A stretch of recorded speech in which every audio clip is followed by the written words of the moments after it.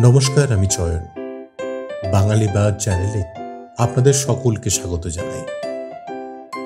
জানেন, খুব ভাগ্যবানেরই বোধহয় এক প্রকৃত বন্ধু থাকে। খুব ভালো লাগে যখন সেই ছোট্টবেলার স্কুল জীবনের বেস্ট ফ্রেন্ডের কথা মনে পড়ে। আর আরো ভালো লাগে যখন ইচ্ছা হলেই তাকে পাই, সব সময় আমাদের পাশে। খেয়ালই হয় না জীবনের প্রতি স্তরে বড় হতে হতে সেই মানুষটাও আমার সাথে কেমন রয়ে গেছে, অথচ বুঝতেই পারিনি, খেয়ালই হয়নি। আজকের গল্পে ঠিক এই রকম দুই বন্ধুর কথা আছে। চলুন তাহলে শুনে নেওয়া যাক। শুরু হচ্ছে শ্রী মতি নন্দী রচিত গলিত সুখ।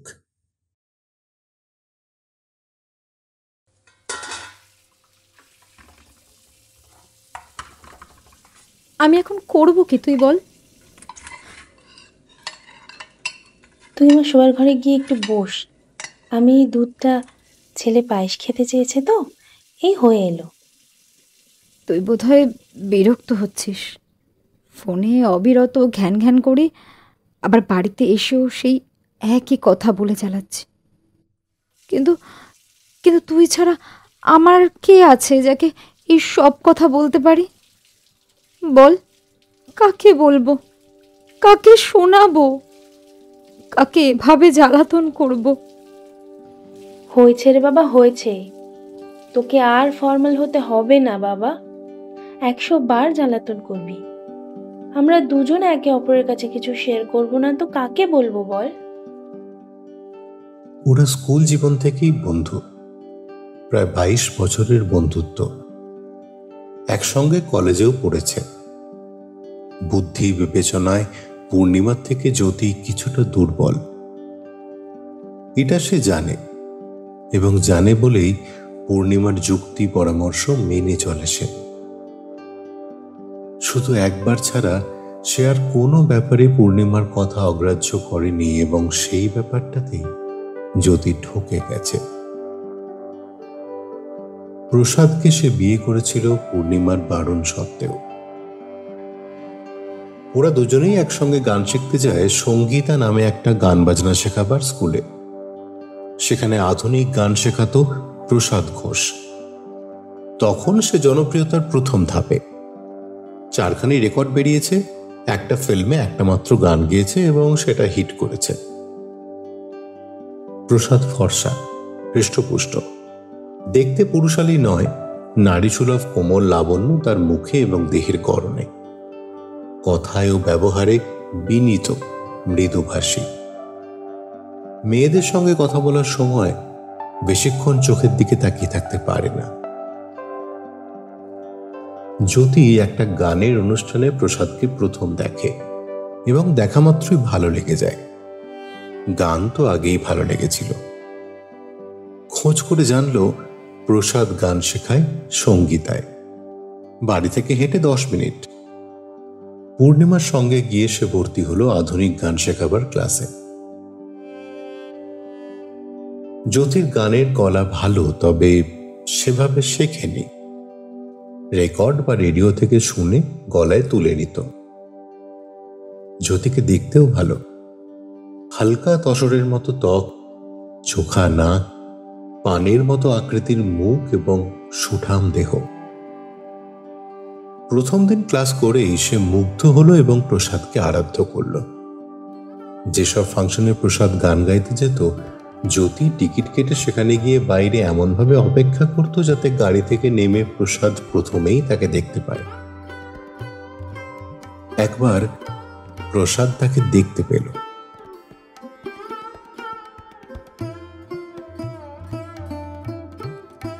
জ্যোতি, কি ব্যাপার?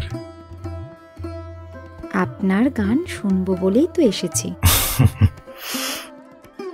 আমার গান নাকি মান্নাদার গান? এমা না না, শুধু আপনার গানই। দেখবেন আপনার গান শেষ হলেই হল থেকে বেরিয়ে যাব, আর কারোর শুনবো না। চলো, ভিতরে চলো। টিকিট কেটেছি অডিয়েন্সের মধ্যে বসে আপনার গান শুনবো বলে। তাদের রিয়াকশনও আমার ভালো লাগে। অনুষ্ঠান শেষে প্রসাদ বাইরে বেরিয়ে এসে দেখে জ্যোতি তখনও দাঁড়িয়ে। তাকে গাড়ি করে বাড়ি পৌঁছে দেওয়ার সময় প্রসাদ বলেছিল, জ্যোতি, তোমার গলা তো ভালো। যদি তুমি ফাংশনে গাইতে চাও তাহলে হপ্তায় একদিন নয়, রোজ কিন্তু বসতে হবে। এটা একবারে সাধনার ব্যাপার। একা একা রেওয়াজ করতে ভয় করে, ভুলভাল হলে শুধরে দেবে কে? সকালে আমি বাড়িতে আলাদা করে শেখাই। তা জানি, আপনি শেখাবেন? একটু থেমে ঘাড় নেড়েছিল প্রসাদ। ব্যাপারটা পূর্ণিমাকে জানিয়েছিল জ্যোতি। শুনে সে বলেছিল, একা একজনকেই শেখায় না আরো অনেকে থাকে? তোর সন্দেহ করার একটা বাতিক আছে বুঝলি। যদি একা শুধু আমাকেই শেখায় তাতে হয়েছে কি? কি আর হবে? কিছুই হবে না, পরে কপাল চাপড়াবি। এরপরেও ওদের বন্ধুত্বে চিড় ধরেনি। তবে প্রসাদ এবং গান নিয়ে পূর্ণিমার সঙ্গে সে আর কথা বলতো না। একদিন পূর্ণিমা তাকে বলল, এই, কাল তুই শালকেতে সেজদিদের পাড়ার ফাংশনে গান গেয়েছিস? কই, আমাকে তো বলিসনি। প্রসাদ তার কাণ্ড, ভয় তোকে বলিনি। কি জানি বাবা, প্যাক দিয়ে যদি তুলে দেয়। চেনাশোনা বন্ধু বান্ধবদের সামনে হলে লজ্জাটা বেশি করবে বলে তোকে আর বলিনি রে। এবার কোথাও গেলে তোকে বলবো, যাবি তো? প্রসাদ ঘোষ তাহলে তোকে চান্স করে দিচ্ছে, কি বল? বাহ, আমার নিজের কি কোনো নামডাক আছে নাকি যে যেচে ফাংশনে ডাকবে? জ্যোতি কলকাতার মধ্যে এবং কাছাকাছি অনেক জায়গায় প্রসাদের সঙ্গে গিয়ে গান করেছে, কিন্তু পূর্ণিমাকে একবারও বলেনি। তবে পূর্ণিমার কানে খবর ঠিকই এসেছে। সে আবার একদিন বলল, তা আমার কাছে লুকোবার কি আছে? আমি তো সবসময় তোর ভালোটাই চাই, নাকি? তুই প্রসাদ ঘোষের সঙ্গে এখানে ওখানে গিয়ে বেড়াচ্ছিস, তোর যদি নাম ডাক হয় আমার তো আনন্দই হবে। কিন্তু আমায় কিছু বললি না। আমায় কিছু কেন বলিস না? প্রেম করছিস? আমি ওর সঙ্গে প্রেম করছি না, প্রসাদ করছে আমার সঙ্গে। পূর্ণিমার বিস্ফারিত চোখ তখন জ্যোতিকে গর্ব এবং অহংকারের চোরাবালির দিকে ঠেলে দিয়েছিল। কথাটা বলে সে যে তৃপ্তি পেয়েছে সেটা আরো গভীরে নিয়ে যাওয়ার জন্য জ্যোতি তারপর বলেছিল, আমার শরীরে কটা তিল আছে আমি জানতাম না, প্রসাদ গুণে বলে দিয়েছে। বড় মর্মাহত হয়েছিল পূর্ণিমা। বলেছিল, এটা বাড়াবাড়ি, এতটা ভালো নয়। তোকে কপাল চাপড়াতে হবে। তাহলে তোর কাছেই এসে চাপড়াবো। জ্যোতির বিয়ে হয়েছিল রেজিস্ট্রি করে। সাক্ষী হওয়ার জন্য সে পূর্ণিমাকে অনুরোধ করেছিল, কিন্তু পূর্ণিমা রাজি হয়নি। বরং জিজ্ঞাসা করেছিল, লোকটাকে ভালো করে চিনেছিস? বুঝেছিস তো? চেনা বোঝার কি আছে, ওসব হবে বিয়ের পর। একসঙ্গে বসবাস না করলে কি চেনা বোঝা হয়? সেই কথা তুলে জ্যোতি 10 বছর পর বলেছিল, আমি বরাবরই বোকা রে, তোর কথা আমার শোনা উচিত ছিল। তখন কেমন পাগলের মতো হয়ে গিয়েছিলাম।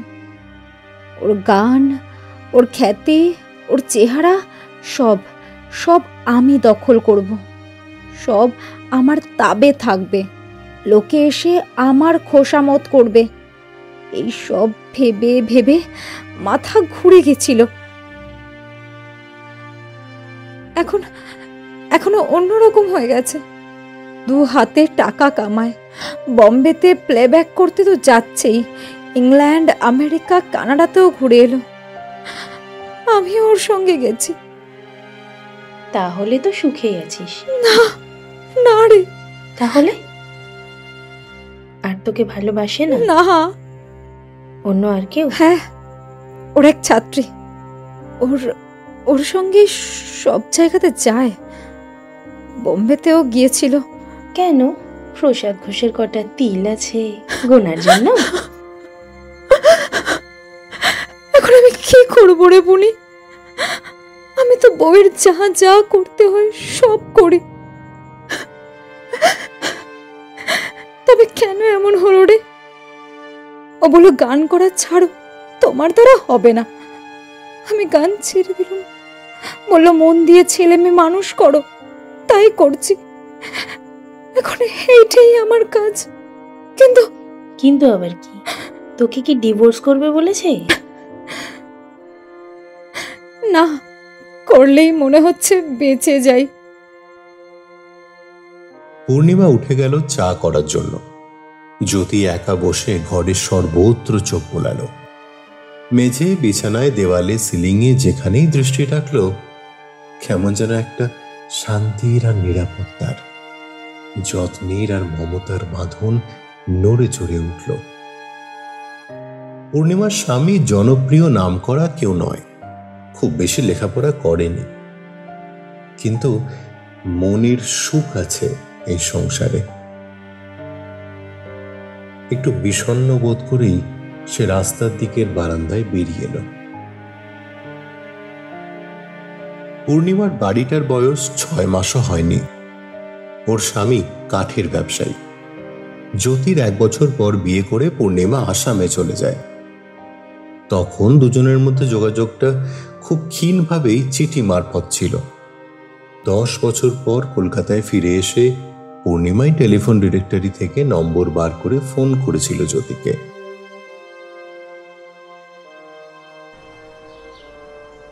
কলকাতার উপকণ্ঠে ইস্টার্ন বাইপাসের কাছাকাছি সদ্য গড়ে ওঠা এই বসতিটায় বাড়ির সংখ্যা বেশি নয়। কিছু বাড়ির এখনো নির্মাণ কাজ চলছে। বহু প্লটেই এখন ঝোপ আর জঙ্গল। রাস্তার অপর দিকে পুরনো বসতি অঞ্চল। পল্লী গ্রামের মতো দুটো কলোনি আর প্রচুর ঝুপড়ির মাঝ দিয়ে একটা পাকা রাস্তা ভিতর দিকে চলে গেছে। সেখানে ইন্দ্রনগর নামে একটা ছোট্ট কলোনি। পিচ রাস্তাটা থেকে মাছের সিদ্ধারহার কাটার মতো দুধারে সরু সরু রাস্তা বেরিয়ে গেছে। নানান আকারের আর গড়নের বাড়িগুলোর প্রায় সবই একতলা, কিন্তু ইন্দ্রনগরের বাসিন্দাদের শিক্ষা, রুচি, পেশা এবং আর্থিক সঙ্গতি এক স্তরের নয়। তাই মোটর গাড়ি, স্কুটার এবং সাইকেলের সহাবস্থান এখানে মামুলি দৃশ্য, চোখে পড়ার মতো নয়। বারান্দায় দাঁড়িয়ে জ্যোতি ইন্দ্রনগরের প্রবেশ রাস্তার দিকে আনমনাভাবে তাকিয়েছিল। সেখানে রাস্তার মোড়ে চাক বেঁধে রয়েছে ছোট বড় কিছু দোকান আর আরোহীর অপেক্ষায় গুটিকয় সাইকেল রিক্সা। চায়ের কাপ হাতে পূর্ণিমা বারান্দায় নিঃশব্দে এসে দাঁড়ালো। জ্যোতিকে পিছন থেকে কিছুক্ষণ লক্ষ্য করে সে বলল, অত ভাবছিস কেন? ভগবান আছেন, তিনিই তোকে দেখবেন।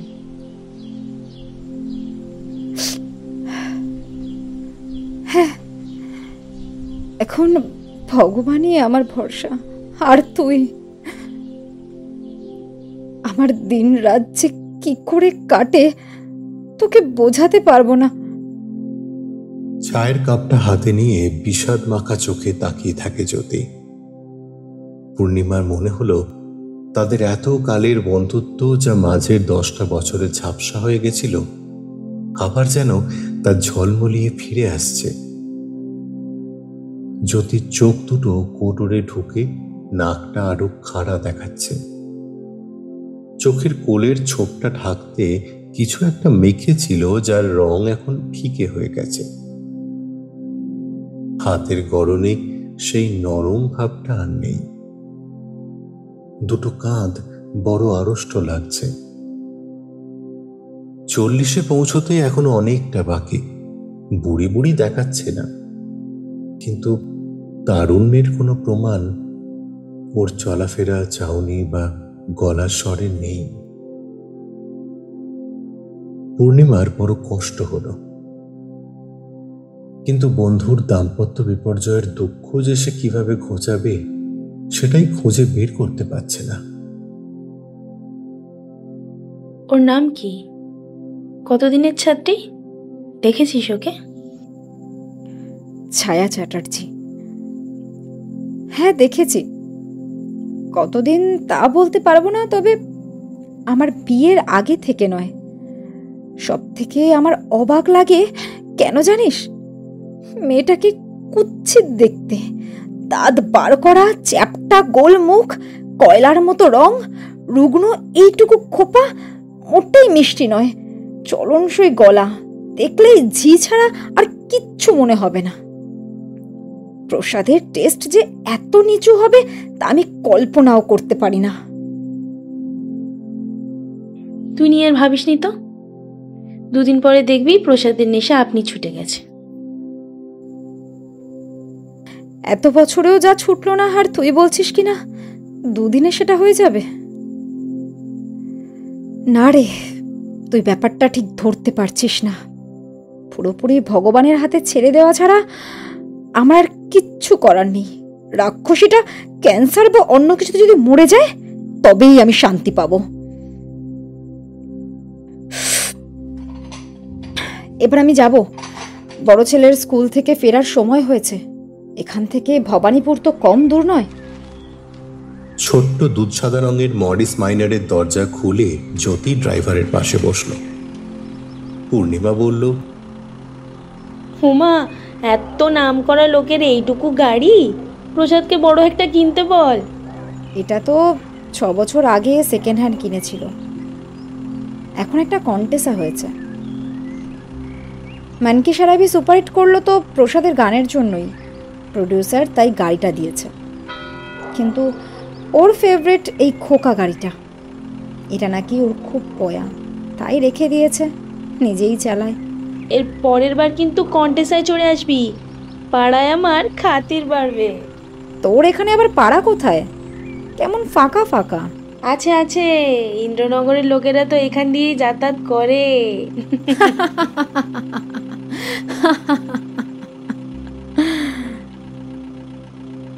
আমি কিন্তু ভগবান নয়, তোর ভরসায় রইলুম। কি করব বলে দিস।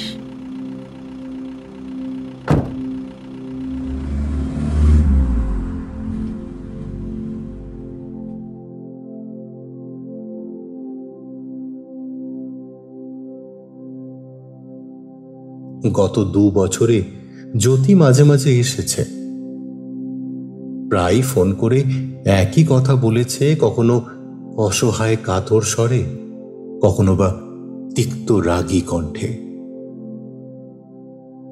পূর্ণিমা প্রতিবারই তাকে অভয় দিয়েছে, আশ্বাস দিয়েছে, ফোন রাখার সময় বারবার বলেছে ধৈর্য ধরে থাকতে। অবশেষে একদিন জ্যোতি এসে বলল, আমি এখন করব কি তুই বল। পূর্ণিমা প্রায় চমকে উঠেছিল ওর মুখটা দেখে।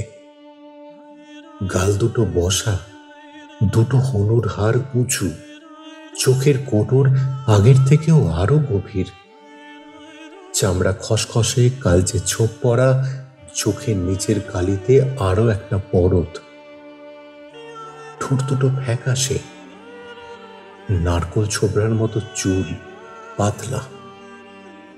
প্রথম দৃষ্টিতেই তার মনে হয়েছিল সে যেন একটা মরার মুখ দেখছে, কিন্তু চোখ দুটো দেখে তার ভুল ভাঙল। বহুদিন খেতে না পাওয়া মানুষের সামনে থালায় ভাত ধরে দিলে তার যেমন চাউনি হবে ঠিক সেরকম।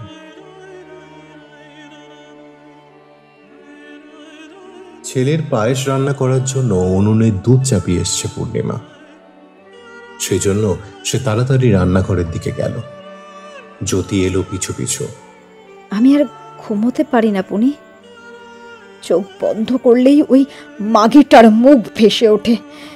এ যে কি দুঃসহ কষ্ট, তোকে বোঝাতে পারবো না। কিছু একটা কর, না ঘুমিয়ে ঘুমিয়ে কি আমি মরে যাব? জ্যোতির চোখ ভিজে এলো, গাল বেয়ে জল গড়াতে লাগলো। চওড়া রান্নাঘরের কোণে সিমেন্টের আল দেওয়া, আর সেই ছোট্ট জায়গাটাতেই বসে বাসন মাজছে ঠিকেছি জোনাকি। বিবাহিতা রুগ্না, মুখটিতে পরিশ্রমের এবং দারিদ্র্যের ঝামেলা থাকলেও স্ত্রী আছে। জোনাকি বাসন মাজা থামিয়ে জ্যোতির দিকে চেয়েছিল। পূর্ণিমার চোখে পড়ল সেটা। জ্যোতিকে তাড়াতাড়ি শোবার ঘরে পাঠিয়ে দিয়ে জোনাকির অবশ্যম্ভাবী প্রশ্নগুলোর গোড়া কেটে দেওয়ার জন্য এসে বলল, উনুনে দুধ চাপিয়ে এসেছি, জানো, তাড়াতাড়ি ডেকচিটা মেজে দাও। আমার ছেলেবেলার বন্ধু গো, 2 বোনের মতো ছিলুম না। বিপদে আপদে ও সবসময় আমার কাছেই ছুটে আসতো, এখনো আসে, আমিও যাই। কি বিপদ বৌদি? উনি কাঁদছেন যে? স্বামীর সাথে খটাখটি যা হয় আর কি। স্বামীর সঙ্গে খটাখটি থেকে শেষকালে কি কাণ্ডই হয়ে যায়। আমার ছোট ননদ মলি পাশের কলোনির গৌতমের সঙ্গে পালিয়ে গিয়ে বিয়ে করে ফিরে এলো। সবার আপত্তি ছিল বেতে। ছেলেটা মার্ডার করে 2 বার পুলিশে ধরে নিয়ে গেছিল বাড়ি থেকে, জেলও কেটেছে। তাই? তা খটাখটি থেকে কি কাণ্ড হলো? গৌতম সন্দেহ করতো মলিকে, চরিত্রটা তো খুব ভালো নয়। বৌদি, ওকে তুমি দেখোনি, হিন্দি সিনেমায় রেখাকে দেখেছো তো? ঠিক ওই রকম দেখতে। গৌতমের আগে আরো অনেকের সঙ্গে মিশেছে, বিয়ের পরও একজনের সঙ্গে ভাব শুরু করেছিল। এই নিয়েই দুজনের খটাখটি হতো, মারধরও চলতো। শেষে কি হলো জানো? ছেলেটাকে একদিন লোডশেডিং এর সময় অন্ধকারে ধরে, এই তোমার বাড়ির সামনেই, তখনও তোমরা এখানে আসোনি, রাস্তার ওপর মাথায় অ্যাসিড ঢেলে দিল। মা, মাগো, কি মানুষ একটা লোকের মাথায়! তাহলে আর বললুম কি, মার্ডার করে। এই যে কসবাটায় ট্যাক্সিওয়ালাটা খুন হলো, ও তো গৌতমের কাজ। ইলেকশনে ইন্দোরনগরে পিস্তল চালালো তো ওই। টাকা দিলে ও মানুষ খুন করে দেবে। তা মলি এখন কি করছে? সেই ছেলেটা মরে গেছে না বেঁচে আছে? বেঁচে আছে। ওকে তো গৌতম মারতে চায়নি। মাস 2 পরে মলিকে নিয়ে গেছিল ছেলেটার বাড়িতে। বাইরে থেকে ডাকতেই ছেলেটা বেরিয়ে আসে। ওকে দেখেই মলির ভিড়মি লেগে মাথা ঘুরে যায়, বাড়ি এসে বমি করে। 1 সপ্তাহ ভালো করে খেতে পারেনি। অ্যাসিডে মুখের আধখানা বলে গিয়ে কি ভয়ঙ্কর যে! তুমি দেখেছো? না বাবা, আমার আর দেখে কাজ নেই। মলির কাছেই শুনেছি, একদিকের গাল, কান আর চোখ প্রায় নেই, কেউ যেন চেঁচে কামিয়ে দিয়েছে। নাকের শুধু 2টো ফুটো লাল দগদগে। থাক, আর বলার দরকার নেই। পূর্ণিমা শোবার ঘরে এসে দেখলো জ্যোতি বুকে বালিশ দিয়ে উপর হয়ে শুয়ে আছে। ঘুমোচ্ছিলিস বুঝি? হ্যাঁ, ঘুম আমার আর হয় না রে। ওনাকেও না ইদানিং এই রোগে ধরেছে, খেতে হয়। বলেই ড্রেসিং টেবিলের ড্রয়ার থেকে একটা ছোট্ট অ্যালুমিনিয়াম কৌটো বার করে সে জ্যোতিকে দেখিয়ে আবার ড্রয়ারে রেখে দিল। আর বলিস না, আসাম থেকে ট্রাক আসছিল, মালদার কোথাও আবার অ্যাক্সিডেন্ট করলো, তাই কাল আবার দৌড়েছে। ফিরে এসে কদিন নির্ঘাত খেতে হবে। জ্যোতি চোখ বন্ধ করে বসে রইল, কথা বলছে না। দাঁতে দাঁত চাপার জন্য চোয়ালের হাড় একবার প্রকট হলো। রগের কাছে শিরা ফুলে দগদগ করছে। ঢোক গিলল সে। গরম পায়েস দেবো, খাবে একটু? দে। পূর্ণিমা ঘর থেকে বেরিয়ে যেতেই জ্যোতি চোখ খুলে ড্রয়ারের দিকে তাকালো। সেই দিনই রাত 11টা নাগাদ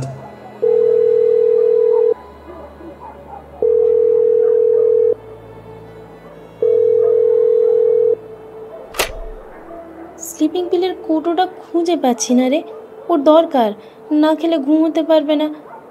তুই কি? হ্যাঁ। জ্যোতি, না জ্যোতি, না, এমন কাজ করিসনি। দোহাই তোর, এমন কাজ করিসনি ভাই। জ্যোতি, করিসনি ভাই, এমন ভুল করিসনি। আমি তোর সুখের ব্যবস্থা করব, আমি কথা দিচ্ছি তোকে। উনি জ্যোতি, 11টা ছিল, এই মাত্র সব কটা খেয়েছি।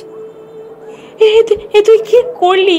উনি হ্যালো হ্যালো, প্রসাদ তো বিয়ে করবে আবার। তুই আমার বাবু, বান্টা আর মনিকে তোর কাছে নিয়ে যাবি। আমার শেষ চাওয়া তোর কাছে। না না জ্যোতি, না এমন কাজ করিস নি। ও মা গো, ও জ্যোতি, জ্যোতি করিস নি বাবু, জ্যোতি ভুল করিস নি। হ্যালো হ্যালো, তুই প্রসাদকে ডাক, তুই ফোন কর, ডাক্তারকে ফোন কর। প্রসাদ কোথায়? বাড়িতে প্রসাদ থাকলে তাকে ডাক, হাসপাতালে নিয়ে যাবে। যদি তুই দেরি করিস, তুই কি করলি জ্যোতি? আমি একটা চিঠি লিখে যাব, এক লাইন আমার মৃত্যুর জন্য। তারপর কি লিখবো রে? আমার সবটা কেমন গোলমাল হয়ে যাচ্ছে। কে লিখে বলতো? কেউ দায়ী নয়? হ্যাঁ, কেউ দায়ী নয় নাকি আমার স্বামী দায়ী? প্রসাদকে ডুবিয়ে গেলে কি ভগবানের কাছে? ওগো কে কোথায় আছো?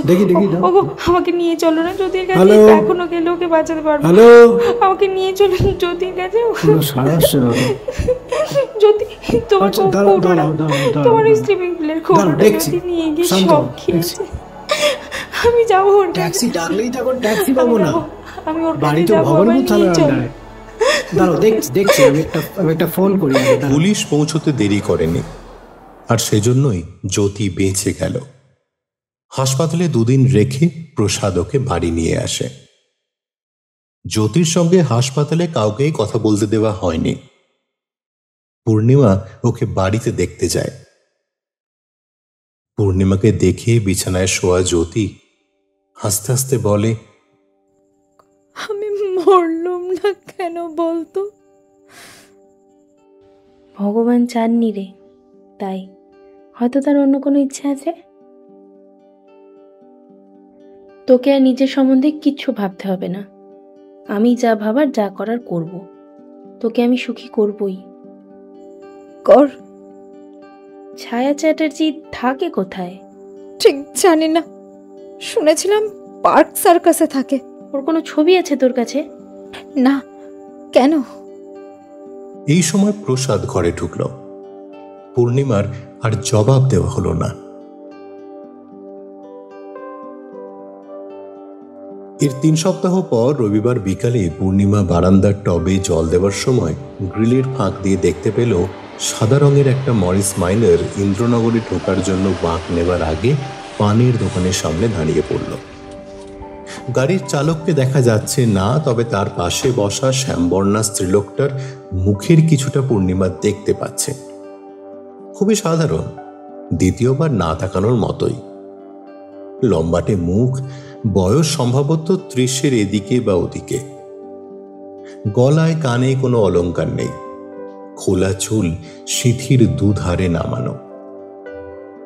এই ঘন প্রচুর চুলেই পূর্ণিমার চোখ আটকে গেল। দোকানে ব্যস্ত বিগলিত হয়ে পানের খিলি ভরা একটা কাগজের দোনা চালককে দিয়ে গেল। তারপর আবার দিয়ে গেল বোধহয় মিঠা মশলা। স্ত্রীলোকটা হাত পেতে চালকের কাছ থেকে মশলা নিয়ে মুখে পুরল। গাড়িটা বাঁক নিয়ে ইন্দ্রনগরে যখন ঢুকছে, ঠিক তখনই পূর্ণিমা চালকের মুখটা দেখতে পেল এবং কিছুক্ষণ পাথর হয়ে রইল। চালক প্রসাদ। পানওয়ালার হাবভাব থেকে মনে হলো যে প্রসাদকে সে চেনে। মিনিট 10 পর পূর্ণিমা পান কিনতে দোকানটা এলো। খিলিটা হাতে নিয়ে সে বলল, একটু আগে একটা সাদা গাড়ি করে একজন ভদ্রলোক পান কিনে গেলেন না, চেনা চেনা মনে হলো। দিদি, গাড়ি করে? আরে উনি তো ফেমাস সিঙ্গার প্রসাদ ঘোষ। নাম শোনেননি? গান শোনেননি? বিরাট নাম, বিরাট গাইয়ে। এই ইন্দ্রনগরে নতুন গানের স্কুলটা হয়েছে না, প্রতি রোববার ওখানে শেখাতে আসেন। আমার কাছ থেকে পান কিনে ঢোকে নেয় রোজ। আপনি ওনার গান শোনেননি? নিশ্চয়ই শুনেছি। স্কুলটা কোথায় বলুন তো?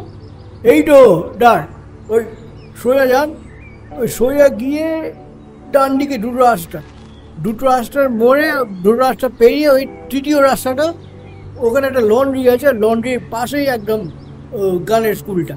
ওই কি গীতি নাকি নাম, দেখবেন, গিয়ে দেখতে পাবেন। তা কতদিন স্কুলটা হয়েছে? এই তো বেশি দিন হয়নি, মাসখানেক হবে, একদম নতুন। ওই প্রভাতবাবুর সঙ্গে একজন ম্যাডাম ছিলেন না, ওনারই স্কুল। প্রসাদটা শেখান বলে এখন খুবই ছাত্রছাত্রী হয়েছে আর কি। এটুকুই যথেষ্ট। পূর্ণিমা ধরেই নিল প্রসাদের পাশে যাকে সে দেখেছে সেটাই ছায়া চ্যাটার্জি। তবু নিশ্চিত হওয়ার জন্য সে ইন্দ্রনগরে ঢুকল। প্রথমবার, আগে এখানে সে কখনো পা দেয়নি। রাস্তার একধার দিয়ে ড্রেনের পাইপ বসানোর কাজ চলছে। মাটির ঢিপির পাশ দিয়ে সাইকেল রিকশার চাকার ধাক্কা সামলে প্রায় 60-70 মিটার হেঁটে সে লন্ড্রির সামনে পৌঁছলো।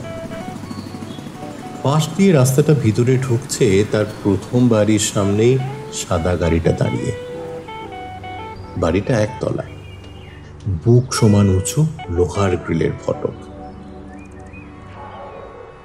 একটুখানি বাগান, জানলার পর্দা লাগানো দুখানা ঘরও চোখে পড়ল। ফটকের পাশে পাঁচিলে হলুদ রং করা একটা কাঠের তক্তায় সাদা অক্ষরে লেখা গীতি প্রসাদ। তার নিচে প্রতি রবিবার বৈকাল 5টা থেকে 8টা। বারান্দায় দুটি বেঞ্চে কয়েকজন স্ত্রীলোক বসে। ঘরের ভিতর দেখা যাচ্ছে না, তবে গান এবং হারমোনিয়ামের শব্দ ভেসে আসছে। পূর্ণিমা ভিতরে গিয়ে কাছ থেকে ছায়া চ্যাটার্জিকে দেখে আসবে কিনা ভেবে ঠিক করতে পারছিল না। প্রসাদ যদি তাকে দেখে ফেলে, এটা সে কোনো মতেই চায় না। এমন সময় এক বাচ্চা মেয়েকে নিয়ে এক মা পূর্ণিমারই পাশ দিয়ে বাড়ির দিকে যাচ্ছে দেখা গেল। তাকে থামিয়ে পূর্ণিমা জিজ্ঞাসা করল, আচ্ছা, এখানে কি বড়দেরও গান শেখানো হয়? হ্যাঁ, হয় বোধহয়। আপনি ভেতরে গিয়ে ছায়াদিকে জিজ্ঞেস করুন না। ছায়াদি? ছায়া চ্যাটার্জি, প্রসাদ ঘোষের ছাত্রী। উনি তো এই স্কুলটা করেছেন। ও আচ্ছা, পরে এসে জেনে নেব। পূর্ণিমা সোজা বাড়ি ফিরল না। ইন্দ্রনগর থেকে বেরিয়ে জোনাকি যেখানে থাকে সেই নন্দ কলোনির দিকে গেল। মাঝবয়সে একটা স্ত্রীলোক টিউবওয়েলে জল পড়ছে। তাকে জিজ্ঞাসা করে জোনাকির বাড়ি পৌঁছে দেখল জোনাকি ঘরে নেই। ওর 12 বছরের মেয়ে পূর্ণিমাকে চেনে, কিন্তু সে বলতে পারল না 3 বাড়ি কাজ সেরে তার মা কখন ফিরবে। পূর্ণিমা তাকে বলে এলো আজই যেন জোনাকি তার সঙ্গে একবার দেখা করে।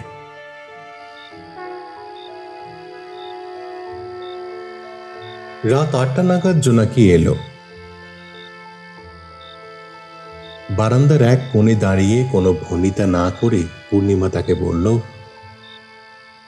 গৌতমকে দরকার, আমার একটা কাজ ওকে করে দিতে হবে। তোমার দরকার গৌতমকে? হ্যাঁ, সেজন্য যা টাকা লাগবে দেব। কি দরকার গো বৌদি? সে এখন বলা যাবে না। তুমি কি ওকে বলতে পারবে আমার সঙ্গে কালই একবার দেখা করতে? গৌতম এখন বাড়িতে না, অন্য কোথাও। এসব লোক ঘরে তো কমই থাকে। আমারও ছোট ছেলেটা সকাল থেকে বমি আর পায়খানা। জোনাকির কথা শেষ হতে না হতেই আধ মিনিটের মধ্যে পূর্ণিমা শোবার ঘর থেকে ঘুরে এসে 20 টাকার নোট জোনাকির হাতে গুঁজে দিল। চুপচাপ যাবে কিন্তু। গৌতমকে বলবে দুপুরে আসতে। কি চিনি না যে, এসে যেন বলে জোনাকি পাঠিয়ে দিয়েছে, তাহলেই বুঝবো। খারাপ কাজ কিছু নাকি বৌদি? না, খারাপ নয়, একদমই নয়। বরং একজনের খারাপ কাজ বন্ধ করতে হবে, ভালো উদ্দেশ্যেই দরকার। কিন্তু এতে তোমার তো কোনো দায় দায়িত্ব থাকছে না, এত চিন্তা কিসের? তুমি শুধু যোগাযোগটা করিয়ে দাও, কাজটা হলে তোমাকে আরো 50 দেব। নিশ্চয়ই তুমি এটা নিয়ে কাউকে কিছু বলবে না? না গো না, গৌতম কি তাহলে আমায় আর আস্ত রাখবে? জোনাকি চলে যাওয়ার পরেও পূর্ণিমা বারান্দার গ্রিল ধরে এক দৃষ্টে তাকিয়ে রইল ইন্দ্রনগরের মোড়ের দিকে। কিছু লোক আর যানবাহন, অস্পষ্ট শব্দ আর আবছা আলো ছাড়া তার চেতনায় আর কিছুই ধরা পড়ল না। কিছুক্ষণ পর সে আপন মনেই বিড়বিড় করল, তোকে সুখী করব জ্যোতি, একটু ধৈর্য ধর।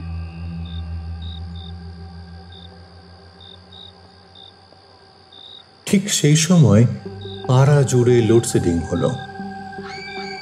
একটা দীর্ঘশ্বাসের মতো হা হা রব তখন চারদিকে ছড়িয়ে পড়তেই পূর্ণিমার গ্রিল ধরা মুঠোটা শক্ত হয়ে উঠল।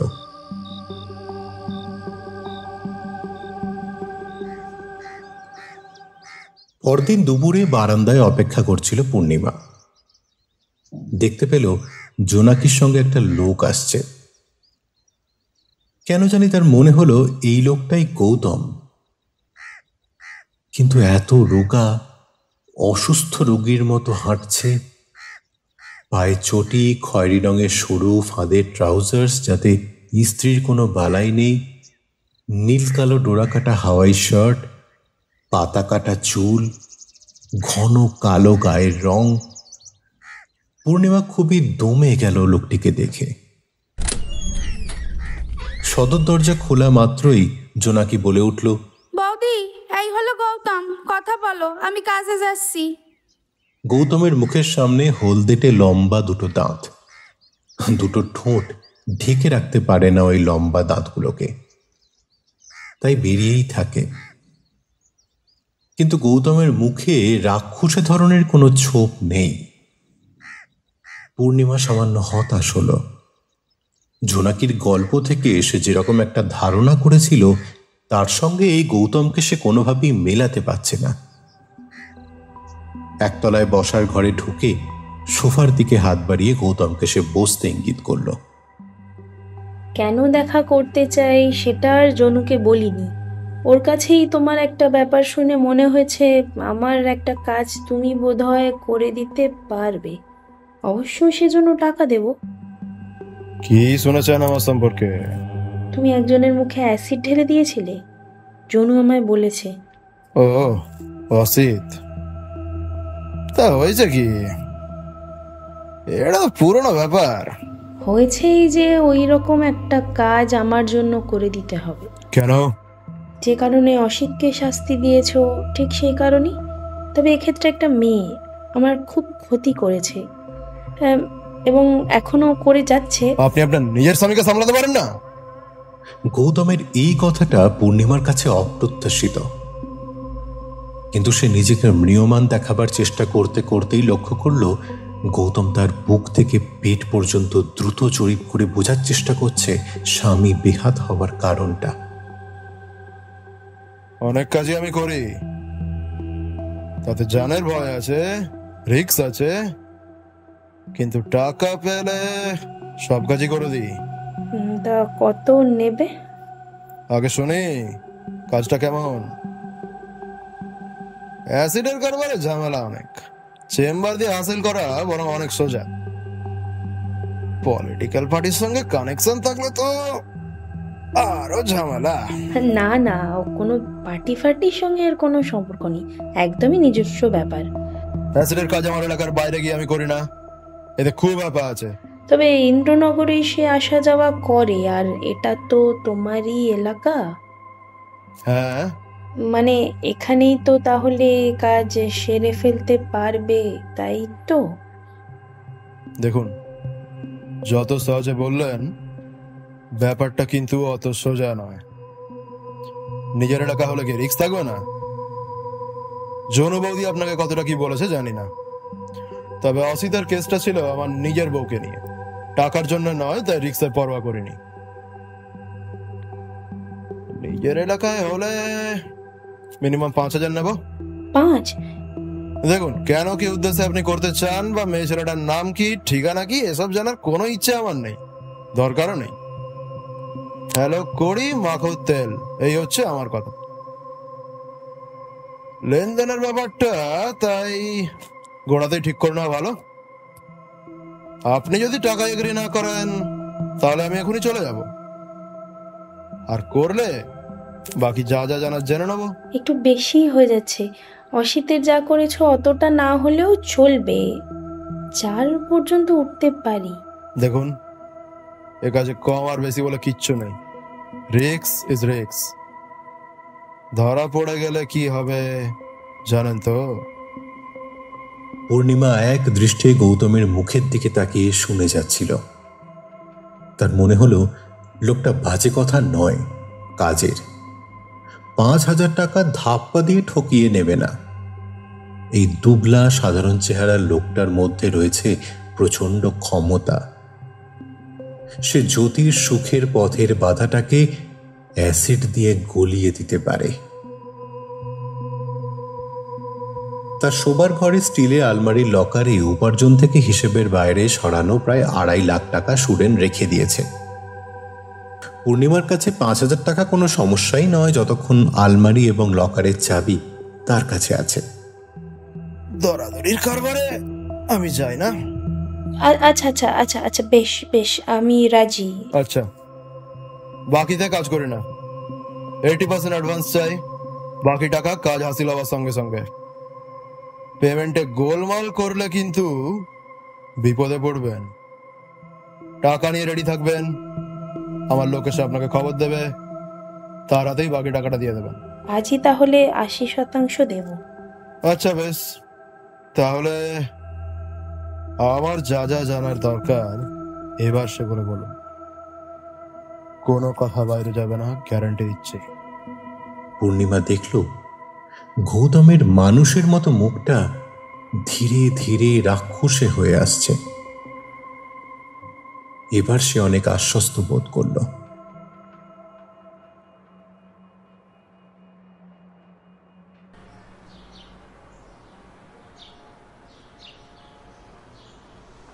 পরের রবিবার বিকালে পূর্ণিমা বারান্দায় টুলে বসে গ্রিলের মধ্যে দিয়ে তাকিয়ে রইল। সাদা গাড়িটাকে পানের দোকানের সামনে সে দাঁড়াতে দেখল। পানওয়ালা পানের দোনা গাড়িতে দিয়ে গেল। ছায়া চ্যাটার্জির চুল কাঁধের উপর দিয়ে পিঠে ছড়ানো। একটা হাত তার সামনে এগিয়ে এলো। ছায়া চ্যাটার্জি হাতের তালু থেকে লবঙ্গ বা এলাচ দুটো খুঁটে তুলে নিয়ে আবার মুখে পুড়ে দিল। যথারীতি ইন্দ্রনগরের পথে বাঁক নেবার সময় প্রসাদের মুখটা সে আবার দেখতে পেল। তারপর সে অপেক্ষা করতে লাগলো। 8টার সময় গীতিপ্রসাদ বন্ধ হয়। তারপর ওরা গাড়িতে উঠবে, এই পথ দিয়েই ফিরবে। সেই সময় কিংবা তারও আগে গৌতমই জানে কাজটা সারা হবে। প্রচন্ড উত্তেজনায় পূর্ণিমার সংসারের কাজের মধ্যেই 5-6 বার ঘড়ি দেখল। সে ঠিক করে রেখেছে জ্যোতিকে এখন কিছু জানাবে না। টেলিফোনে তার কাছ থেকে আচমকা খবরটা পেয়ে জ্যোতির মুখের ওপর সুখটা কিভাবে ছড়িয়ে পড়বে সেটা সে দেখতে না পেলেও অনুভব করবে।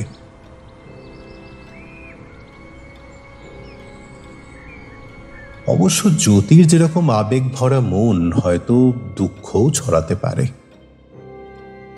অ্যাসিড খুব যন্ত্রণা দিয়ে কুৎসিত করার কাজটা সম্পন্ন করে।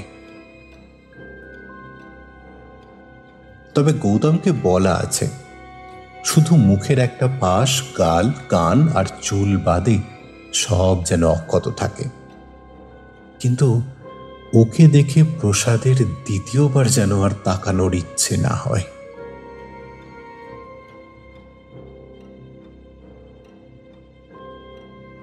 আটটার সময় পূর্ণিমা আবার বারান্দায় এলো। যথা নিয়মে লোডশেডিং। ইন্দ্রনগরের মোড় অন্যান্য দিনের মতোই ব্যস্ত। একটা ভয়ঙ্কর বুক হিম করা ব্যাপার কাছাকাছি ঘটবে। এই গানের স্কুল থেকে এই মোড়, এর মধ্যেই নিশ্চয় সেটা ঘটবে। সময় জানার জন্য ঘরের দেওয়াল ঘড়িটা দেখে বারান্দায় এসে পূর্ণিমা বিরক্তি আর হতাশায় গ্রিলের ওপর তালু ঠুকল। কি সাদা গাড়িটা হর্ন বাজিয়ে বাঁক নিয়ে স্বচ্ছন্দ গতিতে কলকাতার দিকে চলে গেল।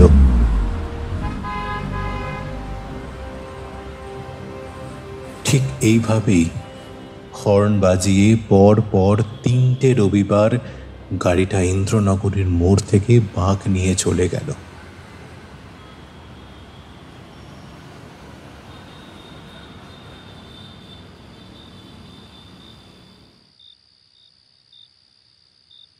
চতুর্থ রবিবারে পূর্ণিমা যখন বারান্দায় অপেক্ষা করছে তখন খুব সাধারণ দুটো ব্যাপার ঘটল।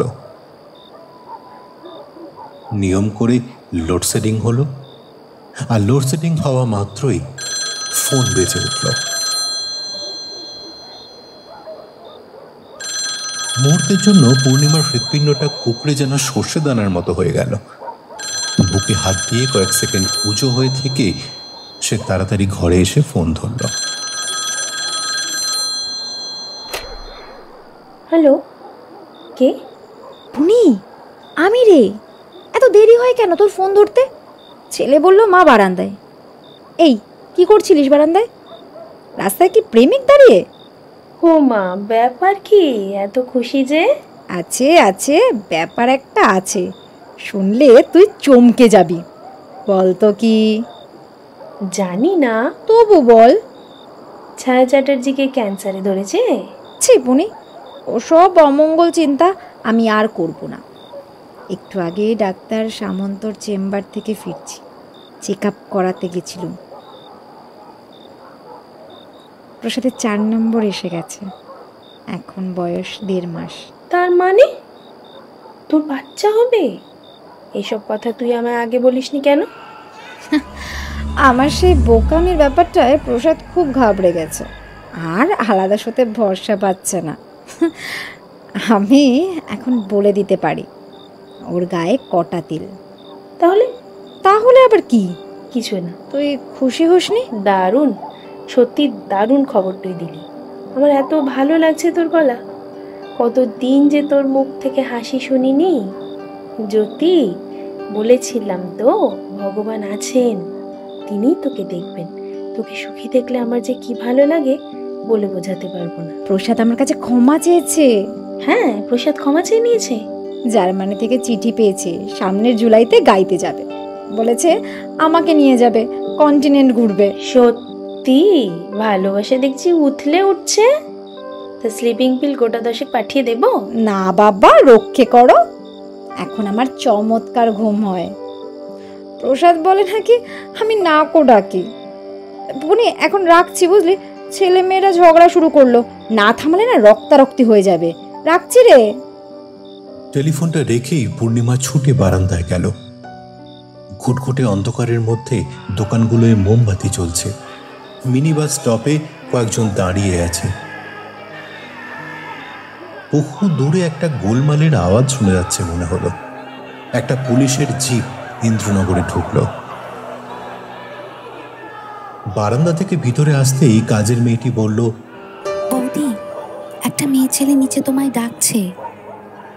আগে কখনো দেখিনি, বলল বৌদিকে ডেকে দাও, খুব দরকারি কথা আছে।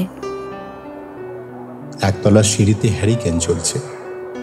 সিঁড়ি আর সদর দরজার মাঝে ছোট জায়গাটায় একটা মেয়ে দাঁড়িয়ে।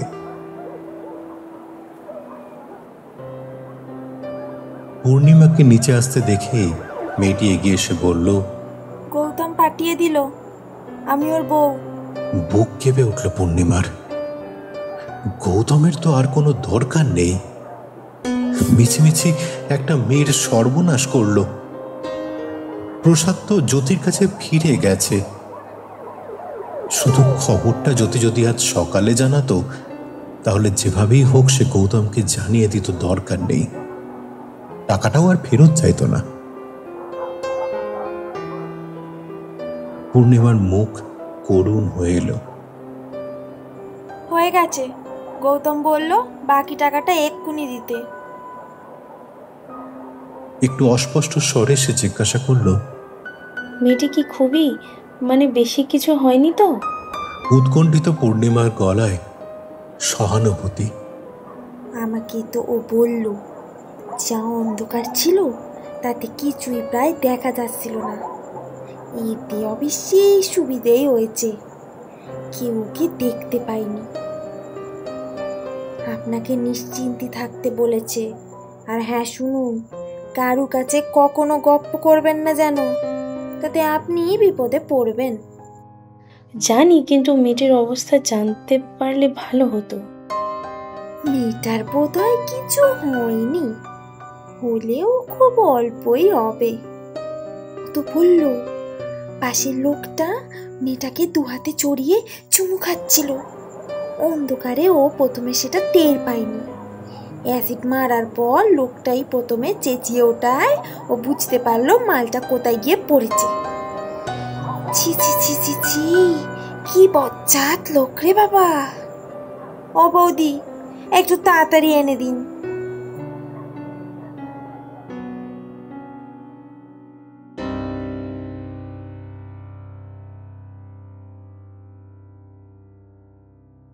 শুনলেন অন্যায়ের বিরুদ্ধে প্রতিবাদ এবং নিজের বন্ধুর প্রতি ভালোবাসা থেকে এক নারী কত দূর যেতে পারে। আসুন না, সংকল্প করা যাক আমরা প্রত্যেক পুরুষ সেই নারীদের উজ্জীবিত করি, তাদের সাথে থাকি, যাতে অন্যায়ের বিরুদ্ধে সোচ্চারভাবে তারা লড়াই করে এবং এই পৃথিবীটাকে আরো সুন্দর করে তোলে। এই আশায় আমি চয়ন আপনাদের কাছ থেকে আজকের মতো বিদায় নেব। সকলে ভালো থাকবেন, সুস্থ থাকবেন এবং সুরক্ষিত থাকবেন।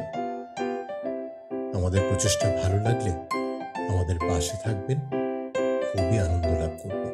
নমস্কার।